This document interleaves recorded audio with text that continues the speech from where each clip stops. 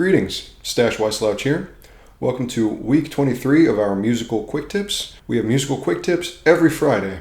If you like these kind of educational videos, do me a solid and subscribe to the YouTube channel.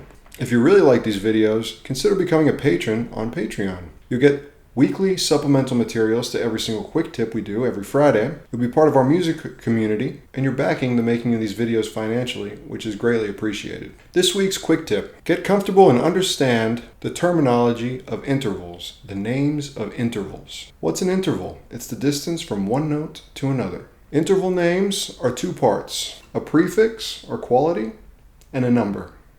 Let's begin.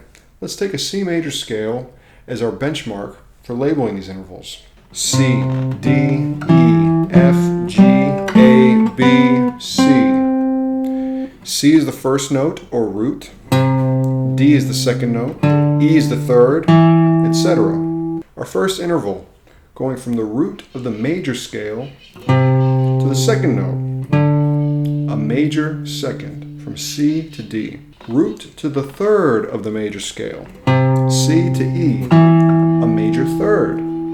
Root to the sixth and root to the seventh, C to A and C to B. Major sixth and major seventh, respectively.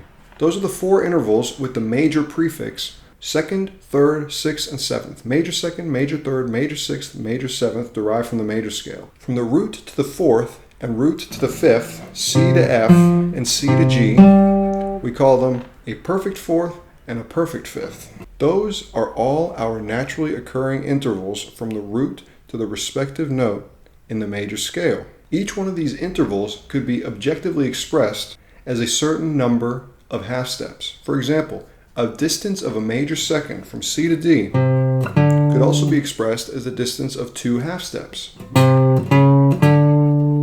C to E, a distance of a major third, 4 half steps. Perfect fourth, 5 half steps. Perfect fifth, 7 half steps. Major sixth, 9 half steps. Major seventh, 11 half steps. Why is this good information to know that objective length? Well, if I told you, go up a major seventh from an A, you go up to a G sharp, but maybe you weren't sure that it's a G sharp, so you want to double check. So you go up 11 half steps from the A.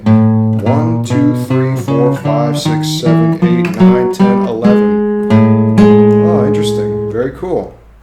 All right, so now we've established the major intervals that occur in the major scale. Let's talk about each modification. If we want to lessen a major interval, say for example a major second, by a half step, we make it into a minor interval. A major second becomes a minor second by lessening the distance of the interval by 1 half step.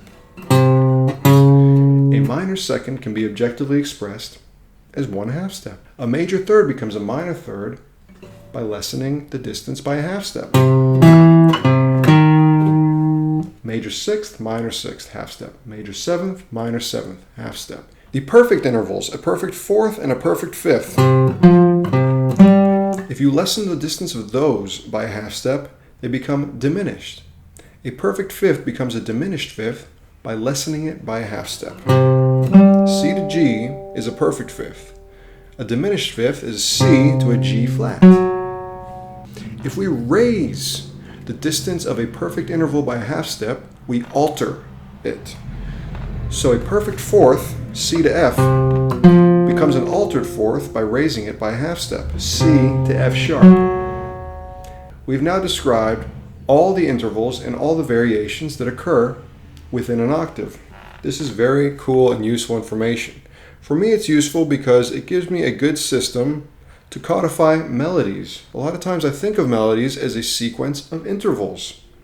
That's a great way to get better at changing the keys of melodies, for example.